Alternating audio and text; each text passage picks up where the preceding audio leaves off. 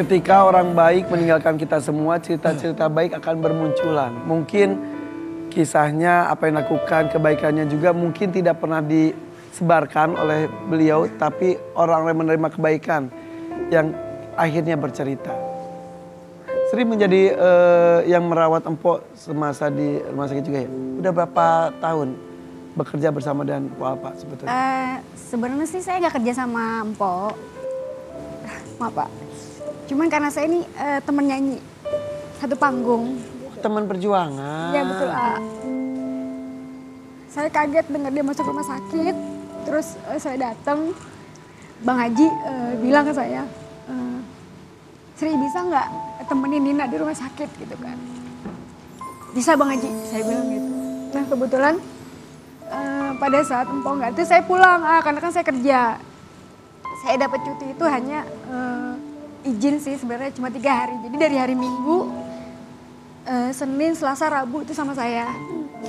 Saya ganti pampersnya. Di hari-hari terakhir itu? Iya, saya ganti pampersnya, saya suapin dia sampai hari Rabu siang itu saya izin ke dia, saya bilang, saya manggil dia kan manggil kesayangan dia kan No ya, No, gue pulang dulu ya, gue bilang gitu, gue kerja dulu karena kerjanya harus gue yang handle gitu, karena kalau yang lain nggak bisa harus gue gitu kan, iya nanti gue balik lagi ya, iya.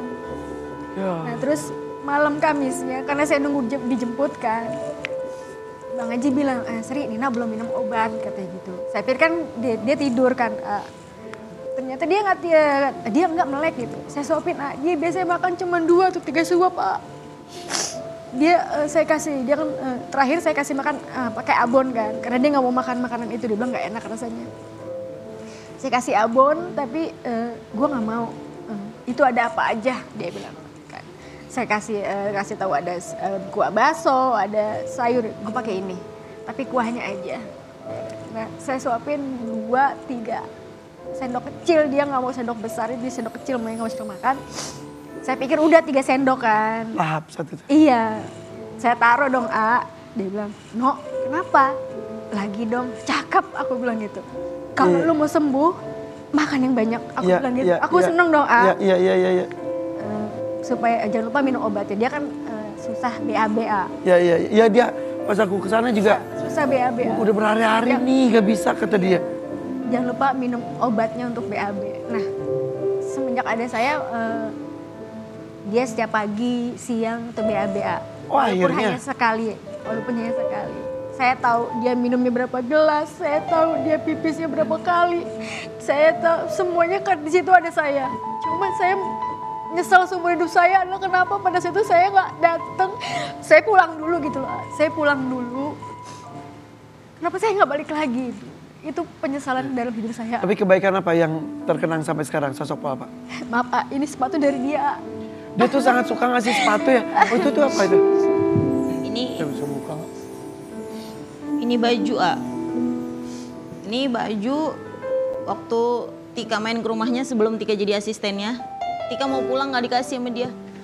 2 nih, dua-duanya? Iya, Kak Tika pulang dulu ya, Tika mau mandi. Tika mau ganti baju.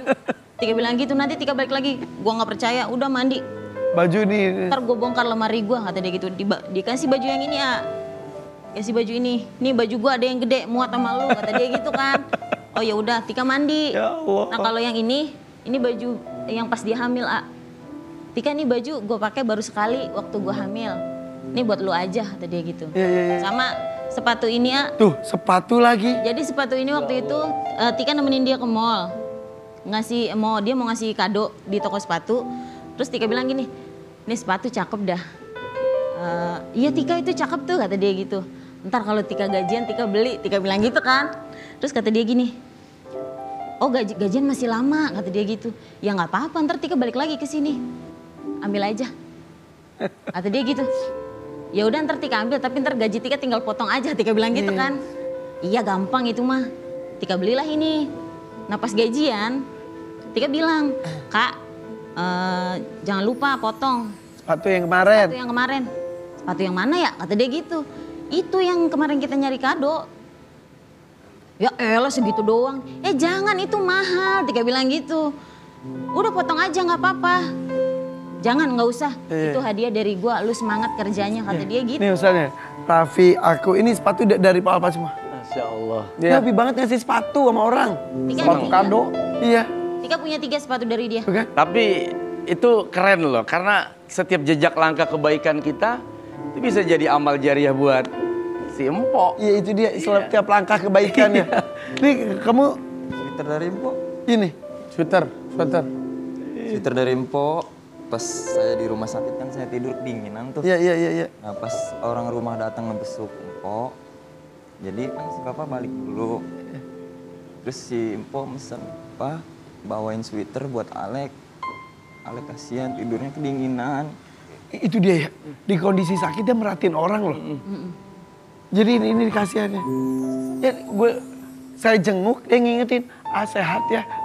Lu yang sehat. Gitu. Tapi itu luar biasa ya. Dan dia katanya kalau kau belanja, susah-susah, ya udah beli gitu ya. Bener banget, A. Beli kebutuhan lainnya juga ya. Beliau itu nggak ngebedain, maksudnya tidak membatasi, A. Kayak misalnya encusnya si kembar, terus si mbak yang di rumah sama Tika. Kalau belanja barang gini, udah ambil aja, keperluan lu apa aja. Bedak lu apaan, shampoo lu apa. Dia selalu begitu. Iya, Semuanya dia nggak yang membatasi budget lu segini, enggak. Pokoknya bebas, ambil aja. Gitu. Ya Allah. Dan ini ada lagi sebuah pesan yang menyayat hati. Kita lihat dulu postingan empok terkait anaknya. Ini. Jadi ketika Bapak hamil, kan dinyatakan stadium 3B kanker payudara. Tindakan yang dilakukan oleh dokter bisa langsung secepat itu dengan dosis yang keras. Tapi resikonya bayinya bisa tidak selamat. Tapi Ustadz Empok memilih untuk menyelamatkan bayinya dulu. Dia nggak peduli dengan dirinya. Itu Masya Allah ya Ustadz? Iya, itu bentuk kasih sayang ibu. Karena dia lebih merelakan dirinya yang kehilangan nyawa daripada harus anak-anaknya yang kehilangan nyawa. Itulah kenapa orang yang hamil melahirkan itu posisi derajatnya mulia. Bahkan kalau wafat sekalipun, wafatnya sebagai syuhada, orang yang mati di medan jihad, orang yang mati syahid, dosa-dosanya diampuni oleh Allah Subhanahu wa taala. Bahkan setiap langkah kebaikan nanti anak-anaknya itu menjadi amal jariah itu. Masya Allah. Buat orang tuanya tuh. Karenanya orang tua itu kan surga, setiap langkahnya itu menjadi surga buat anaknya. Ya. Karena tidak ada orang tua yang menginginkan anaknya dalam keadaan sakit, dalam keadaan susah. Kita lihat postingan Po Alpa tadi kan. Ya. Saya ingin melihat kamu nak tumbuh besar dewasa menjadi pribadi yang Itu baik. dia. Harapan dalam ya. Maknanya dalam banget. Bisa jadi memang maknanya Empok sudah merasa bahwa saya ingin melihat tapi mungkin saya tidak akan sampai ke masa itu melihat. Sepertinya sudah ada firasat gitu ya. Dan sebetulnya mungkin jika ketika ketahuan ada breast cancer itu, jika dilakukan dengan cepat saat itu juga mungkin ya walau alam ya. Tapi memilih menunda aja dulu tindakannya, mengurus anak dulu, habis itu juga kan penyembuhan dulu, baru tindakan sesungguhnya dilakukan. Iya. Nah, selanjutnya kita pun akan menghadirkan bintang tamu berikutnya yang sama-sama berjuang untuk keluarga dan sama-sama mengalami kanker payudara. Kita sambut ini dia, Mbak Nunung.